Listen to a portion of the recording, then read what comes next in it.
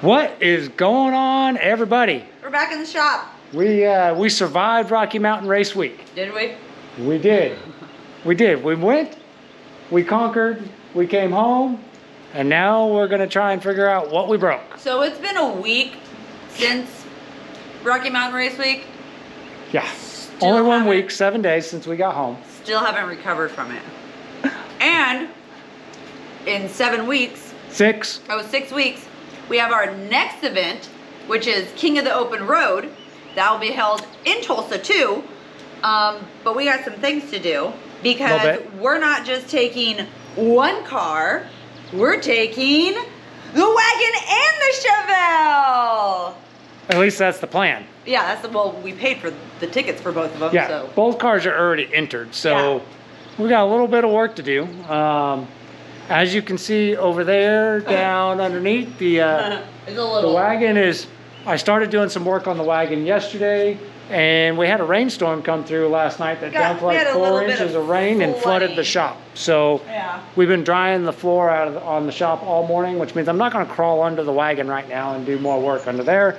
So we have to find out about that later on. So we'll work on the Chevelle. Yeah, so we're gonna try and find out what is actually going on with this motor. Because I'll probably pull up a clip in the from Rocky Mountain Race Week too, but at the moment it's actually kind of dry, but we have legitimate wet oil in the tailpipe. That's right out of the tailpipe. And I'm gonna hand this to you because I need to find a rag to wipe the oil off of my hand. It's getting wet oil in the tailpipe, and I'm not talking burning oil. I mean, this is legitimate oil going down the exhaust. It's kind of an interesting problem, and so we're going to see if we can't figure out where or how it's getting into the exhaust system, because the car is not burning a ton of oil. It's burning a little bit, but you can see in some of the passes we made at the end of Rocky Mountain Race Week, the car, for the combo that's in this car, it ran the number that would be expected. A mid-13s out of probably a 300 horse, 350 type build, and a 3,300 pound car, mid-13s is where it should be. So the power level is about right. It's not pumping a bunch of oil smoke out the tailpipe, but it has got wet oil coming out the tailpipe. So we're gonna dig into it. Yeah, so we're gonna dig into it, try and figure it out. We got our little whiteboard right over here. We're gonna try and figure out if we can actually fix this. If not, we're just gonna do an engine swap. And sorry guys, we're gonna stick with the small block. For now. But it's what we got. We're gonna dig into this because yeah, we have another 350 back there on an engine stand. So if this all fails, we're just gonna do an engine swap. But good news, there's still water in the radiator. That's really good. That's really good. So we're gonna dig into this. Stay with us. Just don't hit the camera. Just don't hit the camera? Just don't hit the camera. Just don't hit the camera. Just don't hit the camera. Okay, so plug wires are off. The first thing we're gonna do is we're gonna pull the spark plugs out. We'll show you what they look like. We'll show you why we know there's an issue somewhere. Number one. That actually looks really good. You're getting a phone call. It's probably your dad. We're gonna stop and say Happy Father's Day to her dad real quick, and we'll get right back with you. So yes, guys, today is Sunday. It is Father's Day. Happy Father's Day to all the fathers out there. And for Father's Day, he's working on my car. What? Anyway, number one cylinder, and you can see that plug looks, if it'll focus, there's no signs of being concerned of problems on that one. That's number 3. The next one, that one you can see is a little bit darker, but it's really not too bad. Nothing to be scared of. That's the next one back? Mm-hmm. Number 5. That one actually looks good. Which looks pretty good, Usually that was the one that... No, it's number 7 on this side. Yeah. And then you get back to number 7, and it's oil soaked. Yep. So either there's something going on in the number 7 hole, either valve seals, valve guides, or ring issue. TBD, we're gonna do some testing, see if we can figure that out. Number 2, again, number 2 looks halfway decent. It always does. Nothing surprising there. Nice bronze color on it. It's actually got a real nice fuel mixture to it too. And then number 4, same way. It looks pretty good. Nothing I'm concerned with on number 4. Number 6, on the other hand, is going to come out. This is the one that had the waterfall in it. Yeah, number 6 is going to come out yucky, and it dumped a bunch of water, and you can see it's a good bit oil soaked. There's wet oil on the plug, so we're getting oil in number 6. So 7 and 6, and then number 8 is on its way out right now. And number 8 is not as bad as number 6, but it's also got a little bit of oil buildup on it as well. So we'll have to take a little bit closer look at number 8. So we got 3 holes that have got a bunch of oil in them. So here's the plan. Other than, sorry, our lighting's kind of jacked today because we're doing this right here at the shop door, and it's super muggy in here because of the water disaster that happened. But anyway, let me go this direction, get the lighting. There we go. Plan for today is going to be pretty simple. The first thing we're going to do is we're going to do a compression test just to see if all the cylinders are making similar static compression. I suspect that's going to come out relatively okay because of the way the car ran on the track and the numbers it was putting down. So we should see decently even numbers on the static compression. After we do a static compression test, I don't fight to get it out of the container, we're going to do a leak down on it, and this is where I'm hoping we're going to see some useful information. Doing a leak down should tell us if it should reveal issues with valve seal, which if the valve is not sealing to the head, that could be part of the issue. That should affect static compression too, but maybe not as noticeable. The leak down will show it, but also the big one is it could indicate whether or not there is a ring issue. If it's got a real bad leak down, we should be able to hear if it's coming out the valve cover or coming out the carburetor.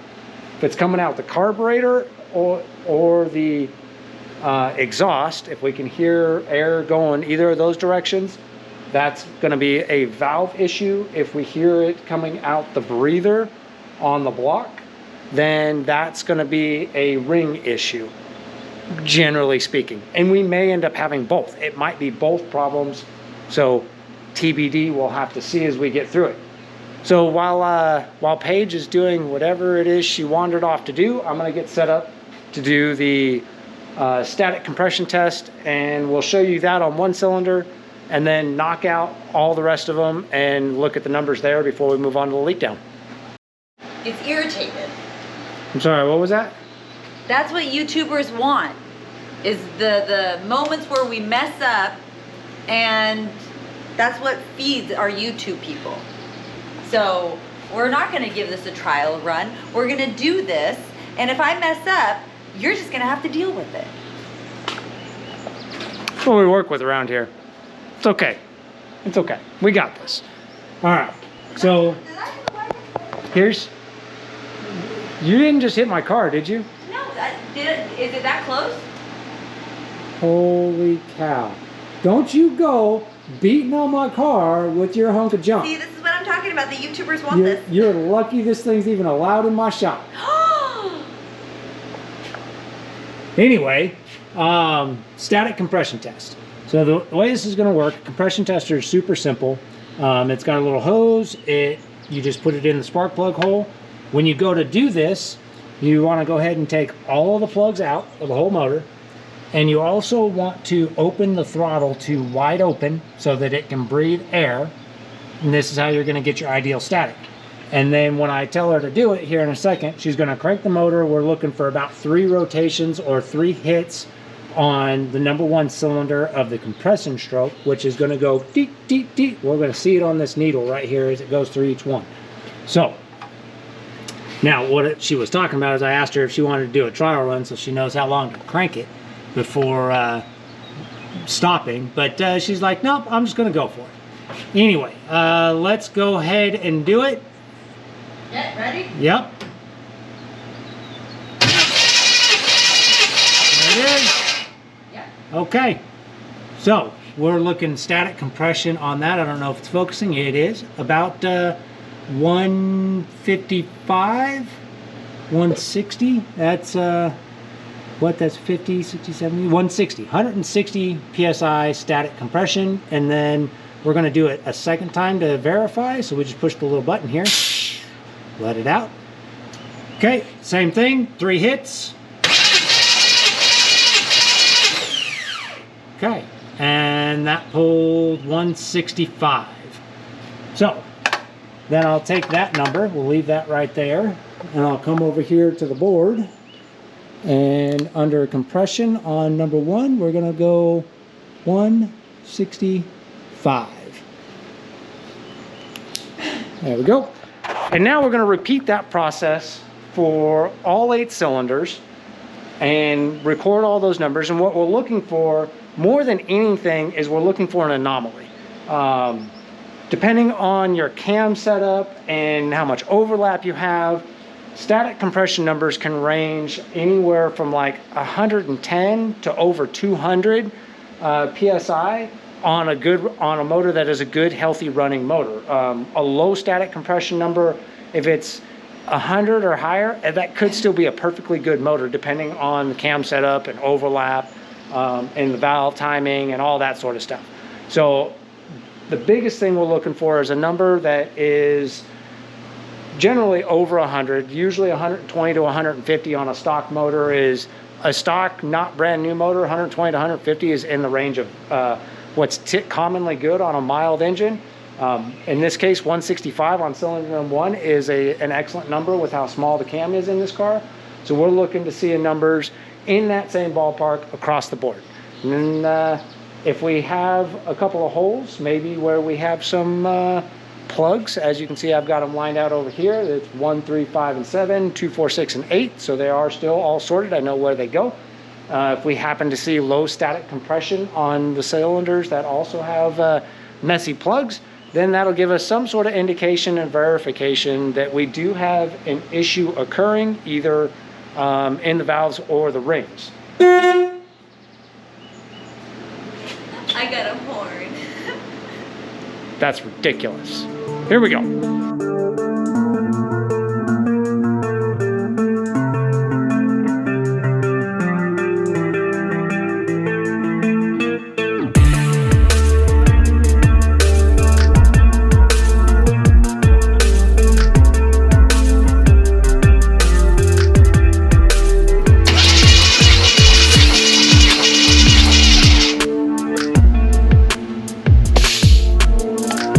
Again.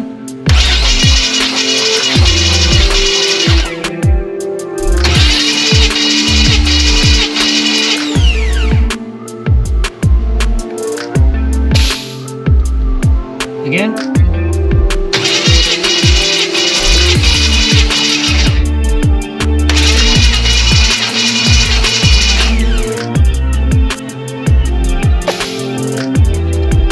Again.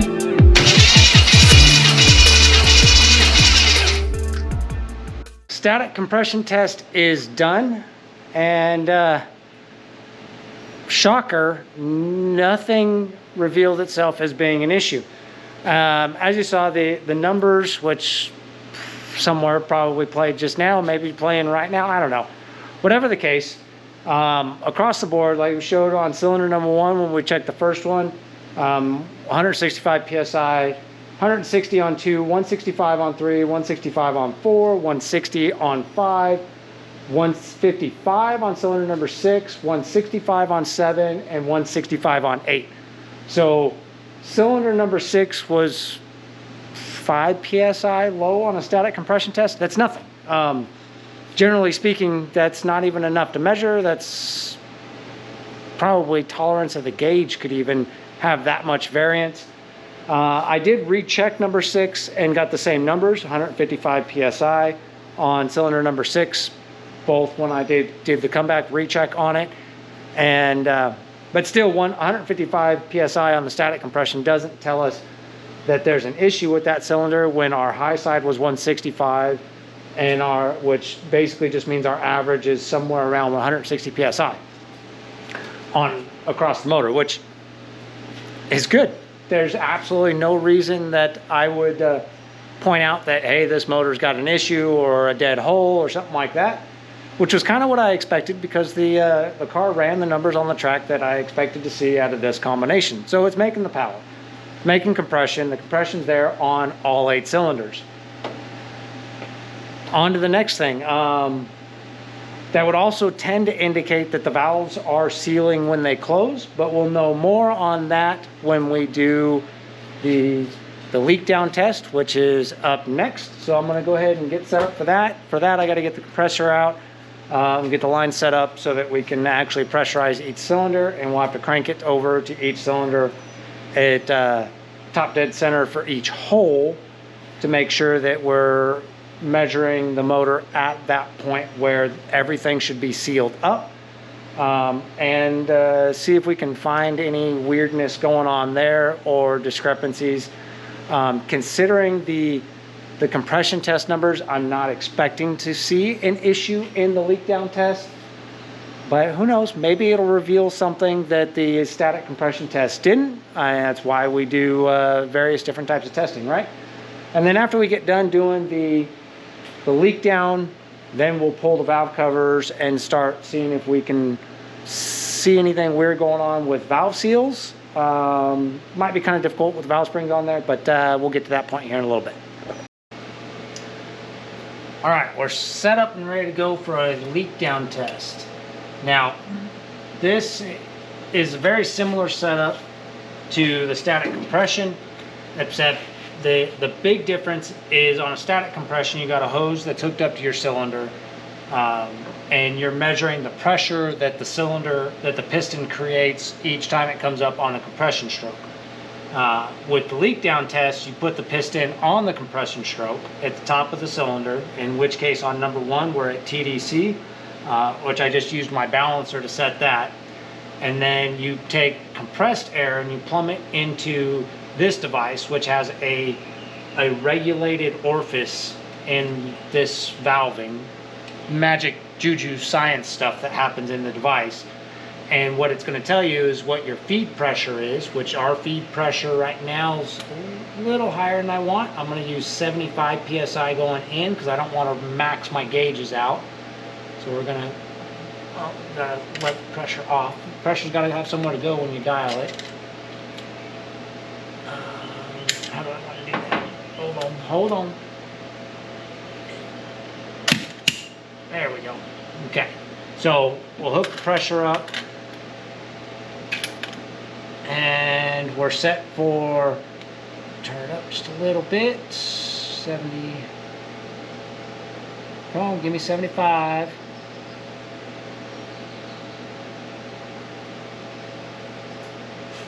Okay. We'll lock it in. We've got 75 psi is our feed pressure on this gauge right here. And when I hook this line into this side, it's going to pressurize the cylinder with the 75 psi. But what it's going to do is it's going to tell me how much leakage, how much pressure the cylinder is actually holding. So this gauge is going to read lower than this gauge. Now, what can happen when you do this, and I suspect this is going to happen the first time I pressurize this, is when this air goes in here, it's going to hit that piston, and it's going to drive the piston down away from top dead center, rotating the crankshaft. And when that happens, it could open a valve, something like that, and you're not going to get a proper leakage test. So you likely, what you'll have to do when you're doing this, especially if you have all the plugs out, like I do, you'll have to put a breaker bar or a ratchet on something on the crank bolt so that the motor doesn't rotate, something you can hold the motor in place while you're getting your reading. But I'll show you what happens here with that right now. Go ahead and connect this, and we may even hear it, so I'll be quiet.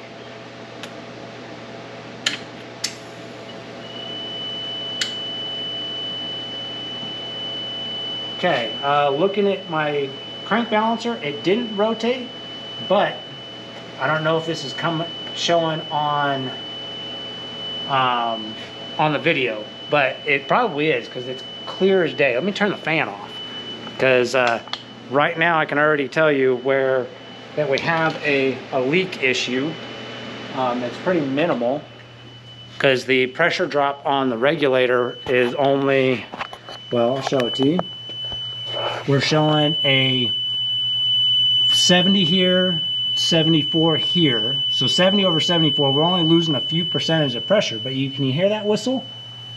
I hear a whistle, right? Question is, where's that whistle coming from? That's going to tell us where the pressure is escaping from the cylinder. Oh, it's coming out of the breather.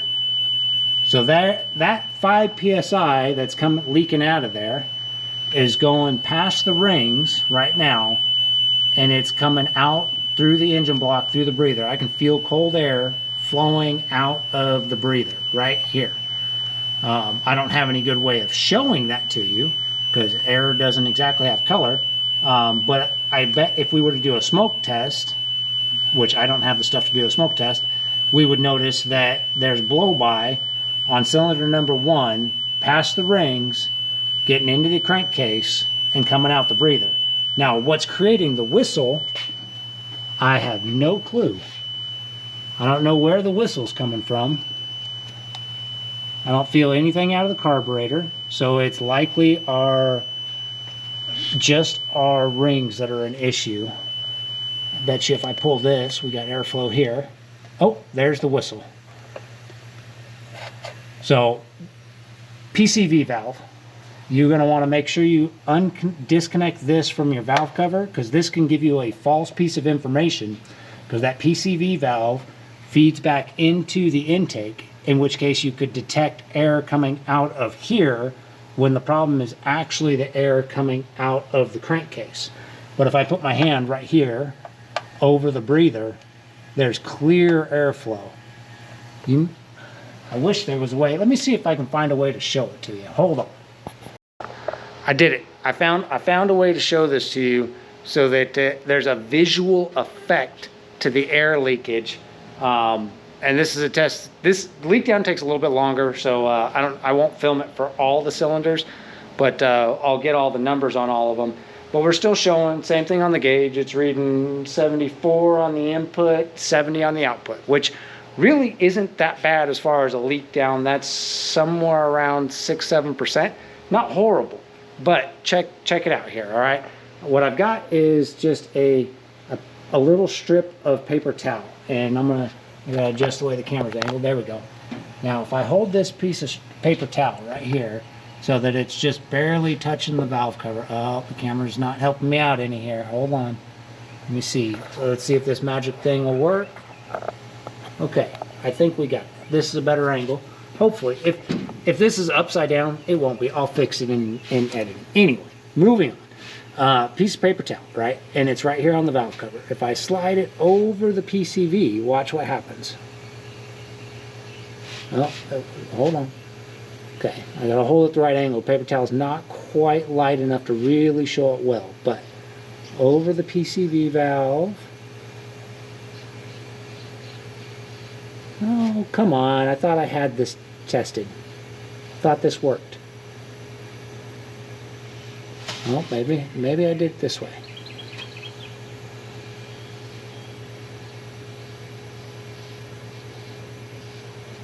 All right, well, maybe I made a fool of myself. I'll have to find something a little bit lighter to really show it.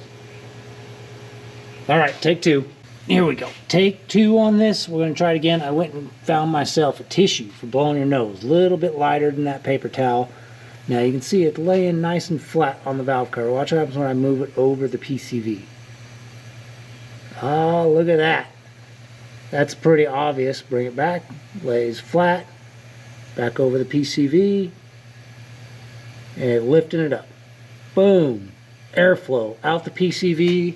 That is pressure going into the number 1 at TDC. I don't know if you can see it, but the marker's down there, and coming out through the crankcase.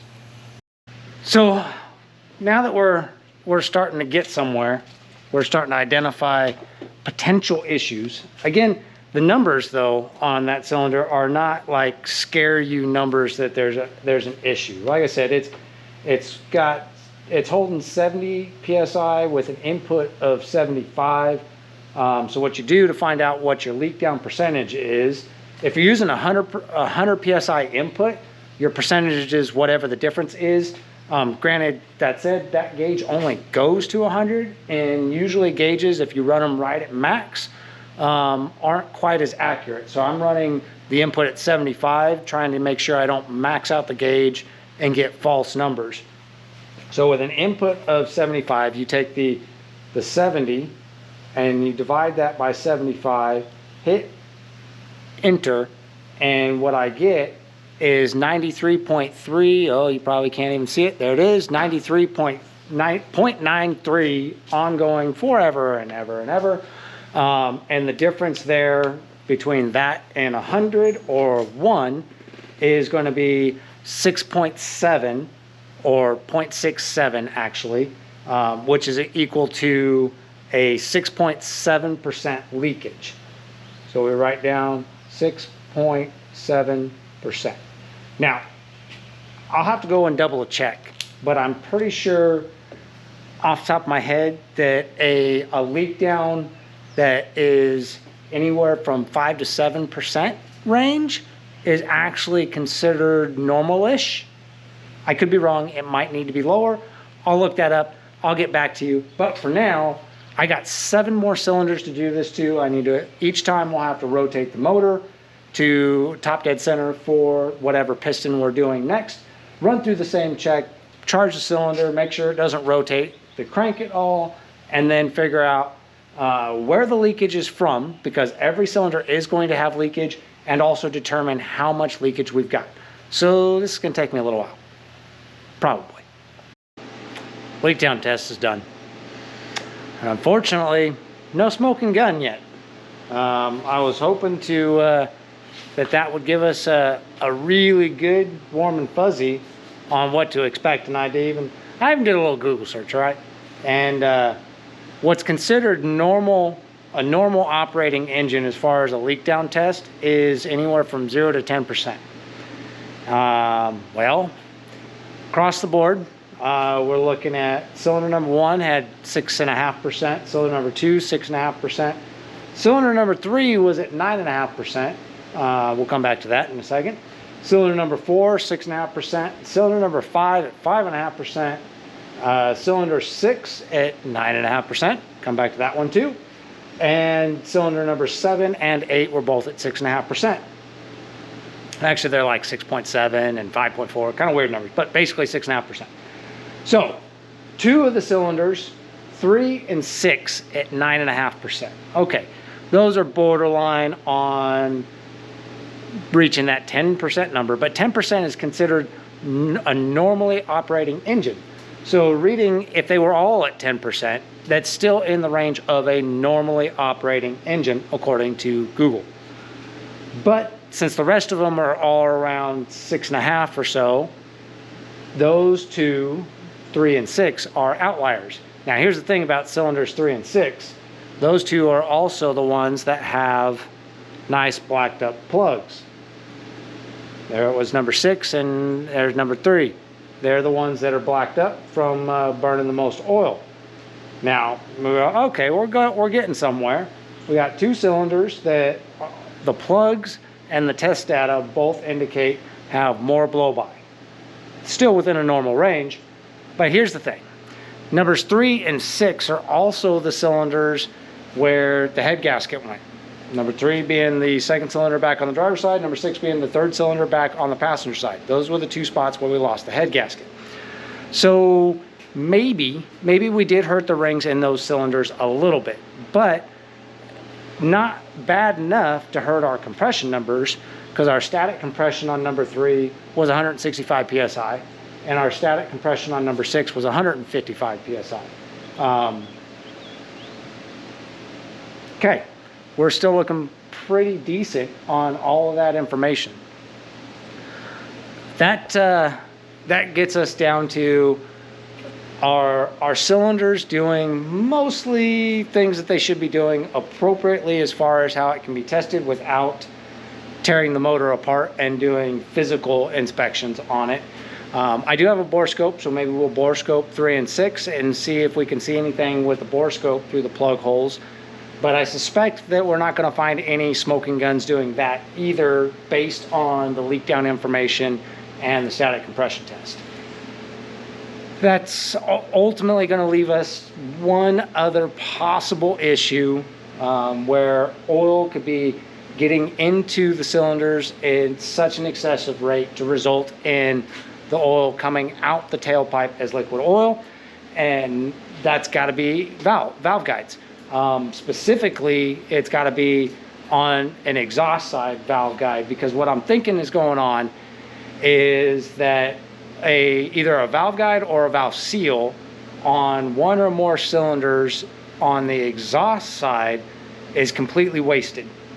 And if that's the case, it could be dumping oil down on top of the exhaust side port in the head that is then being carried out through the exhaust as liquid oil. It's not actually all going into the chamber and getting burned, which would result in a huge blue cloud coming out the back of the car, which in some of the race video footage you can see that it does puff a little bit, but it doesn't puff excessively, not enough that would make sense with how much oil is actually in the exhaust tube.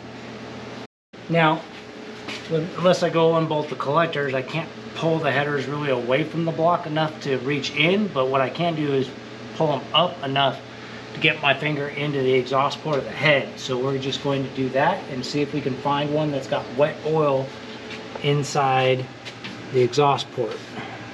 Well, that's just carbon in number 2. That's fine. What about number 4?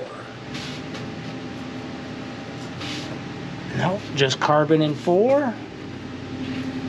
Number 6.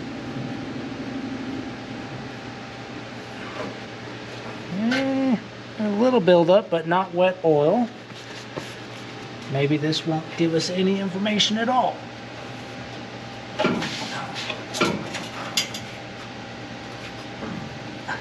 Fingers don't bend that way. There we go. And just carbon in number 8. So passenger side just has carbon, not finding any wet oil there. Now, you might be thinking, well, if it's coming out one side of the exhaust, it should be on that side of the motor. And on most cars that I have, that would be the case, because it's just true duals, nothing's crossed over. Oh, excuse me, sorry. This car, on the other hand, does have an X pipe, and I don't exactly know what happens with the flow there or which way things will be carried. So even though it's coming out the passenger side exhaust, it could be coming from the driver's side of the motor, because when it hits that X, it just goes straight across the X. So we'll maybe we got the problem over here on this side, which has even less movement. Great. Oh, come on. How am I going to get my fingers in there? Okay, well, let's see if we can just see anything. Nope, of course not. That number 1's not wet. Number 2's not wet. Or number 3. Number 5's not wet. And number 8 does not appear to be wet either, from what I can see. Nope. Okay, so that revealed no useful information whatsoever. So here's the deal. To explore this further, yeah, I'm laying on the ground. Oh, concrete's nice and cool too. I went under and I unbolted the collector, thinking maybe I would find wet oil there. Unfortunately, there was no sign of wet oil. But if you look at the bottom of the collector, let me get a little closer to it. The car was jacked up and it's not now. If you look at the bottom edge of the collector, you can see what looks to be burnt oil. I'm trying to rotate the camera around. Burnt wet oil on the bottom of the collector, right? So now I'm thinking passenger side has the issue where we're getting the wet oil, which is coming out the passenger side of the tailpipe. And earlier in the video, I did say that this car had an X pipe. I was wrong. It doesn't have an X pipe, it has an H pipe.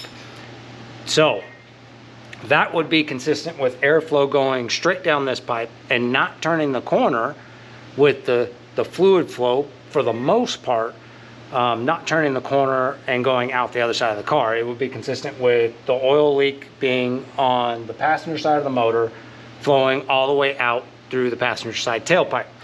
Now, to emphasize this, why I'm chasing this issue, again, we're going back underneath.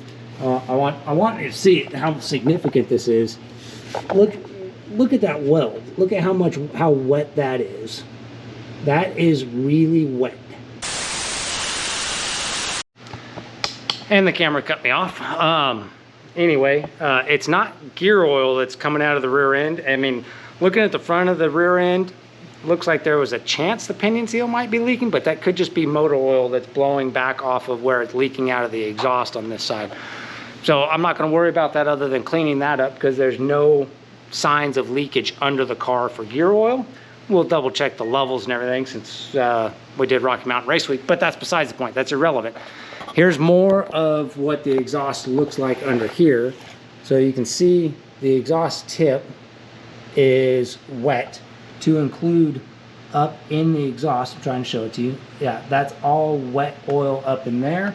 And if you look back over here, where there's another weld joint right up there, how much oil is on the outside of this tube back here. If this car was just burning oil, if it was just burning oil because of a ring issue, you wouldn't get this much wet oil out at the tail end of your exhaust.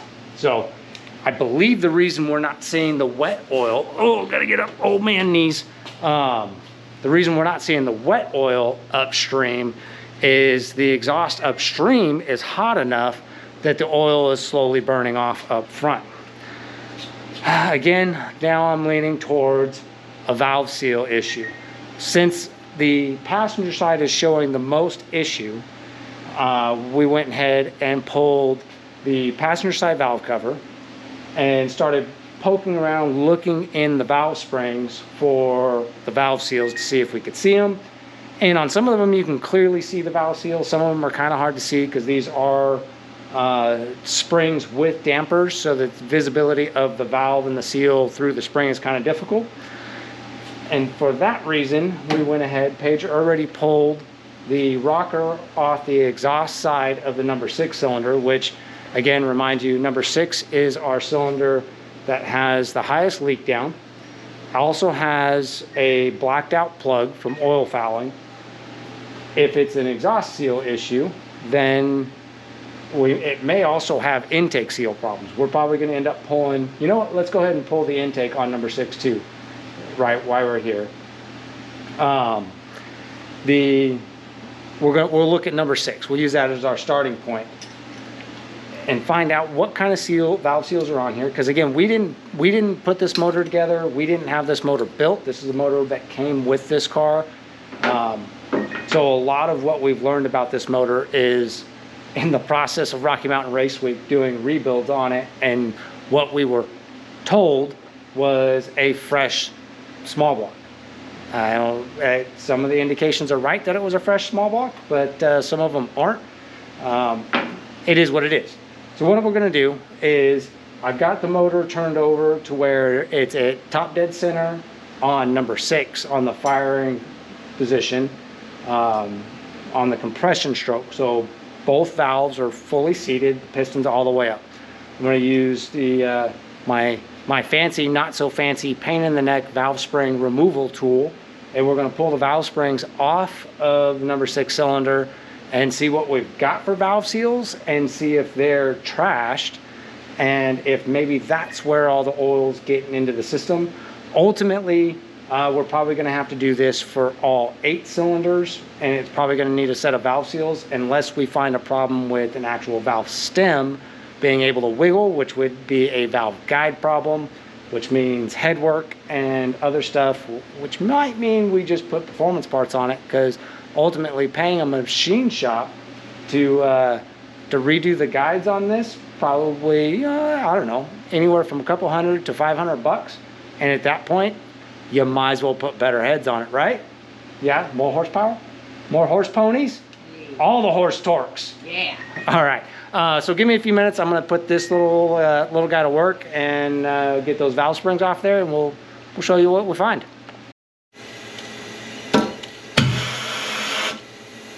Come on.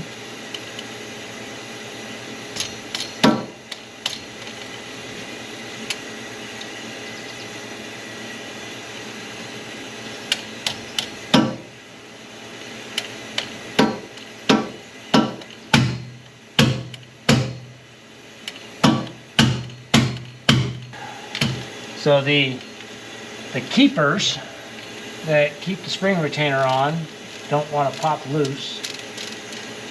And what we've done is air compressor is hooked up. This is the just the charge line for the leak down tester, which uses the same fitting as my air compressor, so I can use it just to pressurize the cylinder. But the little keepers right there are wedged in there pretty good with that spring retainer. So we're going to mess with that a little bit and get those to pop free. Once those pop free, then that'll all come apart.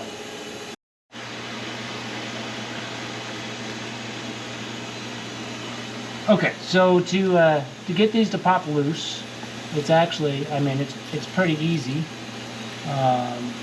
If you have a magnet. Well, it's easier to get them out with a magnet, but I used a welding magnet to magnetize my little poker a little bit. So that worked.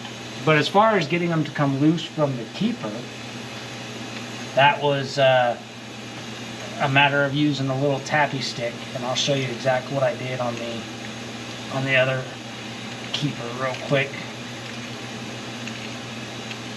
Oh, come out of here, tool. There we go.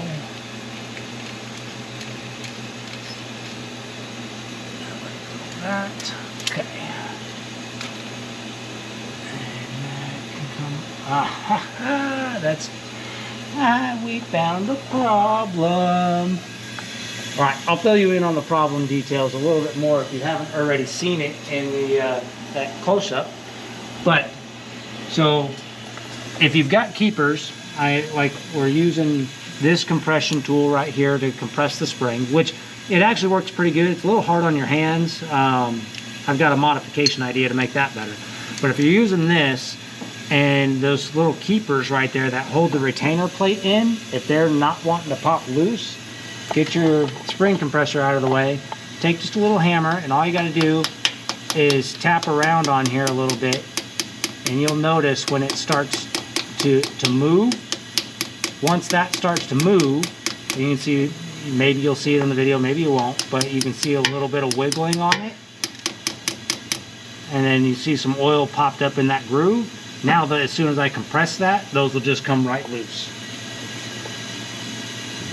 Now, as far as the problem, this valve seal here is a positive lock seal is what it's supposed to be, which means it's supposed to live down there.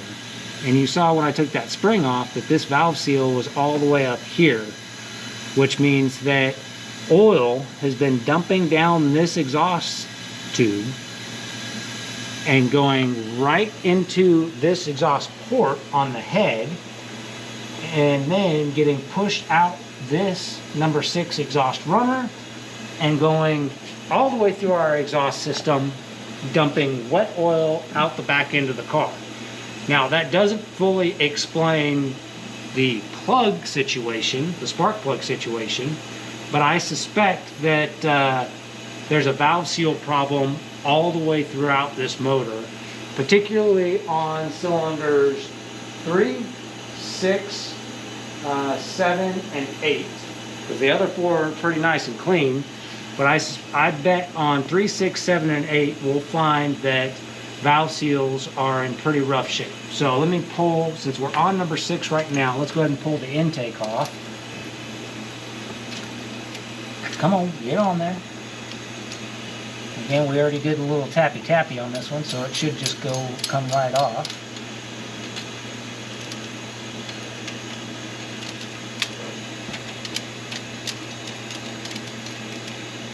And sure enough, it is. The keeper's not bound up. Press that spring.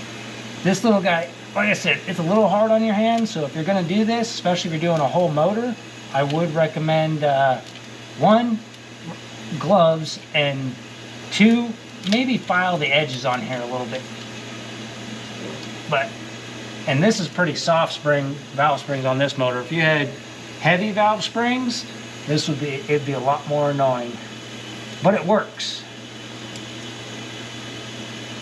Come on, get a little keeper out. And like I said, I magnetized my little poker so that we can get those, because I couldn't find my magnet on a stick. It seems to be lost in the shop right now. There we go, keepers are out. And we'll go ahead and just lift this off here straight. Nope, it doesn't want to just lift straight, all cord bound up. So the reason I want to come off as smooth and as straight as possible is I want to see where that valve seal's at. And I'd almost put money on that valve seal on the intake side is probably jacked up too.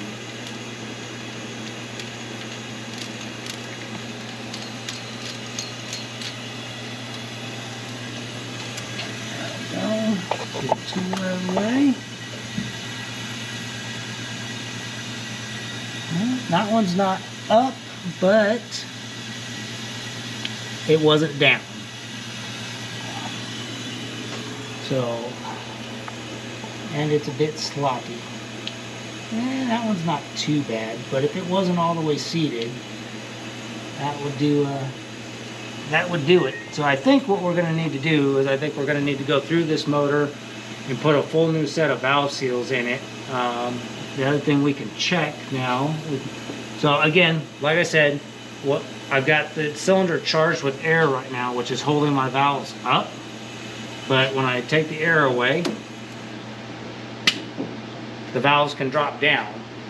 You want to make sure that you've got the piston up when you do that, so that you don't have the valve actually drop all the way into the cylinder.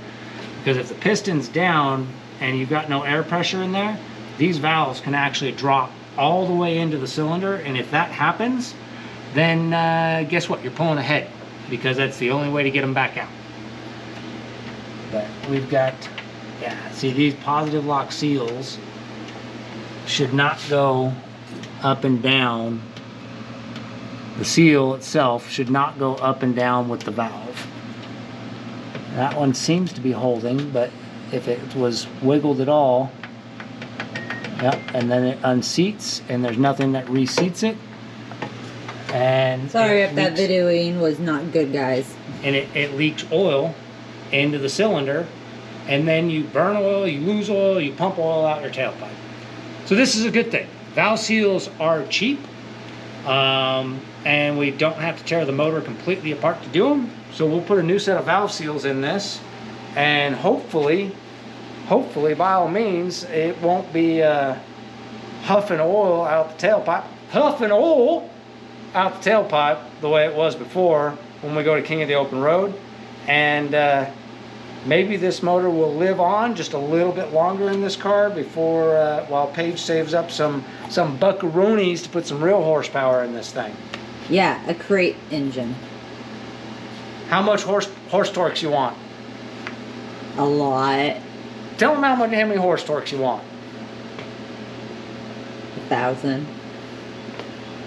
You want how many horse torques? 1,000. 1,000 horse torques. Well, I've already sent you a couple of engines, and yeah, so I wasn't looking at the price tag, and Cole did research on the engines that I sent him, and he came back with every engine that I've sent him is about $34,000. How much? $34,000. $34,000 motors. Fast. She's looking at $34,000 motors, and I didn't realize how much they were. I just like the way they look. See what we're working with here? That's why we need to take a trip to Summit and see what they got. Yeah, well, we're gonna need something a lot less than 34 grand, unless somebody on here wants to buy her a $34,000 engine, because I don't want a $34,000 engine because when I you wanna break a go- $34,000 go engine, fast. you can go fast without a $34,000 engine. Okay, how about like 8 grand? 8 grand? That's more in the ballpark of what a go fast engine could be. The 9 grand one I showed you yesterday, you said no. That's because I don't got 9 grand for an engine. At least Anyway, it was 34,000. I'm going to decide what to do next. I think this is actually a good spot to terminate this video. We're going to go ahead and end it. We've gone through the diagnosis. We've looked at the numbers. The leak down's good, so our valves are sealing when they're closed. The static compression is good, and we've found clear indicators that there are valve seal issues because definitely on that number 6, the exhaust valve seal was up, and the intake side of it also doesn't fit very tight. So if those are moving around, that can be a problem. So we're gonna probably do valve seals on this motor and see if that will fix our problem. Otherwise, we also need to get to work on the wagon over there because there's a lot to do on that car. That's got a debut come August. Yeah, we got about 6 weeks, and well, I couldn't find anything that says there's a bigger problem than potential valve seal issues. So we're gonna go with valve seals. They're cheap. It's not too hard, and we'll see what happens. Yeah, we'll see what it does. Oh, one more thing. Hold on, let me take this for a second. We didn't do the old wiggle the valve test to see if the valve guides were sloppy, and now there's really no play in the valve guides themselves. The valve guides feel all right on that one. So it's just the just the seals. My seals are bad. We'll put new valve seals on it, and we'll go from there. So what we've came in is seals are bad, gaskets bad. Oh, gaskets are good now. Well, now. Yeah, gaskets are good now. It's clearly making compression. It's clearly making power. So, and it hasn't overheated, and the radiator's still full of water. For now. For now. Oh my gosh. I think we're on the right track. Okay. So we'll chase this down. We'll put some seals in it, and we'll call it a wrap on this for right now. All right. We'll see you guys when? In a week. In a week. Because we got 6 weeks. And then when you guys see us again, it'll be 5 weeks. And we'll just keep counting down. I know, the countdown is really short this time though. I know. Really short. I know. But don't forget to like and subscribe, and we'll catch you guys next time. See ya.